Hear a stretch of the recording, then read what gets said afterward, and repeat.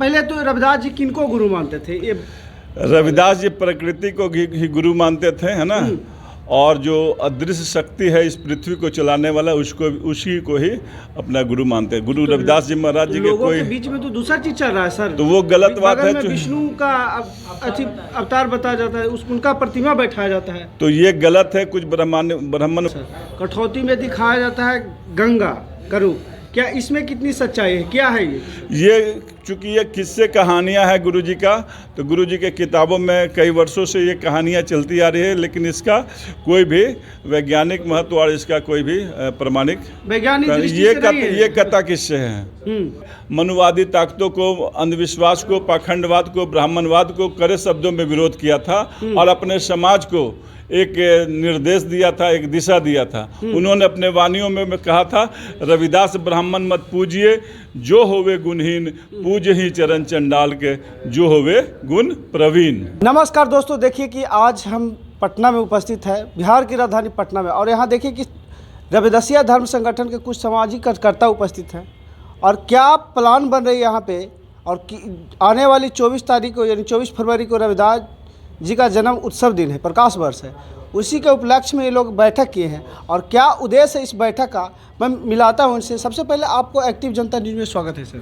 बहुत बहुत एक्टिव जनता न्यूज़ को आप सभी को सदगुरु रविदास महाराज जी की 647वीं जयंती की हार्दिक बधाई। सर, इस बैठक का मुख्य उद्देश्य क्या है सर? देखिए, पहले तो ये बैठक नहीं था, ये सदगुरु रविदास महाराज जी की अमृत वाणियों का प्रशिक्षण शिविर था।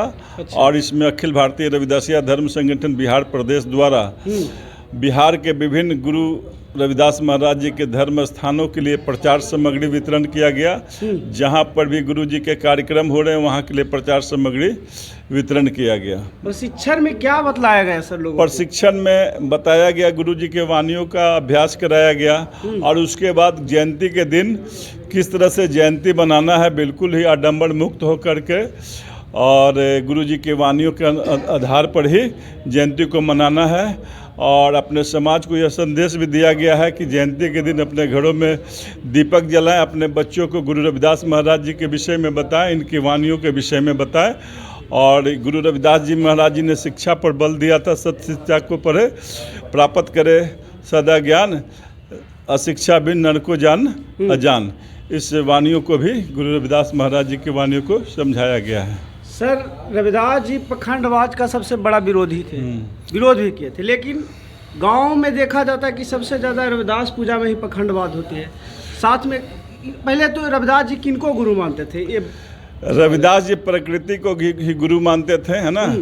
और जो अदृश्य शक्ति है इस पृथ्वी को चलाने वाला उसी को ही अपना गुरु मानते हैं। गुरु रविदास जी महाराज जी के कोई के बीच में तो दूसरा चीज चल रहा है सर। तो वो गलत बात है। विष्णु का अवतार बताया जाता है, उनका प्रतिमा बैठाया जाता है, तो ये गलत है। कुछ ब्राह्मणवादी ताकतों ने गुरु जी के ऊपर जो किताब लिखी है उसमें गुरु रविदास महाराज जी को एक भगत के रूप में, एक जूता सिलते हुए संत के रूप में प्रचारित करके उनके कद को छोटा किया गया है। ऐसा हम कह सकते हैं कि इसमें गुरु जी के विचारों के साथ में घालमेल किया गया है, गुरु जी के किए गए कार्यों के साथ को कम आंका गया है गुरु जी को। तो गुरु जी के समक्ष एक कठौती रहता है सर, कठौती में दिखाया जाता है गंगा करूँ, क्या इसमें कितनी सच्चाई है? क्या है ये चूँकि ये किस्से कहानियाँ हैं गुरु जी का, तो गुरु जी के किताबों में कई वर्षों से ये कहानियाँ चलती आ रही है, लेकिन इसका कोई भी वैज्ञानिक महत्व और इसका कोई भी प्रमाणिक ये कथा किस्से हैं। पखंडवाद के सबसे बड़ा विरोधक, लेकिन सर रविदास जी खुद बोले हैं कि पूजा नहीं मन में करना चाहिए। रविदास जी आप लोग भी पूजा कर रहे हैं। हम लोग पूजा नहीं कर रहे हैं, हम लोग गुरु जी के विचारों को जानने का प्रयास कर रहे हैं। हम लोग पूजा करने का प्रयास नहीं करते, समाज को संदेश भी नहीं दिया गया है, उनके विचारों को जानने के लिए संदेश दिया गया है। मीटिंग में बताया जा रहा था सर कि पूजा क्यों करना चाहिए रविदास जी का? पूजा तो करना ही नहीं चाहिए, उनके विचारों को जानना चाहिए, अपने समाज के लोगों को मानना चाहिए। बाबा साहब संत गुरु रविदास जी को क्यों मानना चाहिए? गुरु रविदास महाराज जी को इसलिए मानना चाहिए कि इन्होंने 600 साल पहले मनुवादी ताकतों को, अंधविश्वास को, पाखंडवाद को, ब्राह्मणवाद को कड़े शब्दों में विरोध किया था और अपने समाज को एक निर्देश दिया था, एक दिशा दिया था। उन्होंने अपने वाणियों में कहा था, रविदास ब्राह्मण मत पूजिए, जो होवे गुणहीन, पूज ही चरण चंडाल के, जो होवे गुण प्रवीण। ब्राह्मणे से बुलाकर पूजा देहातों में कराई जा रही है रविदास जी की, इसको क्या कहना चाहते हैं इन लोगों इस संबंध में यही कहना चाहते हैं कि चूंकि अखिल भारतीय रविदासिया धर्म संगठन का गठन 2010 में हुआ था और रविदासिया धर्म की ही घोषणा 2010 में हुई थी, उसके बाद से जो किताबें आ रही है, पुस्तकें आ रही है, वो गुरु जी के सही विचारों को लेकर के आगे बढ़ा रही है, जो प्योर मनुवाद रहित और विज्ञान पर आधारित आडंबर मुक्त किताबें हैं। अच्छा, ठीक सर। अगला प्रोग्राम आप लोग का कब है सर?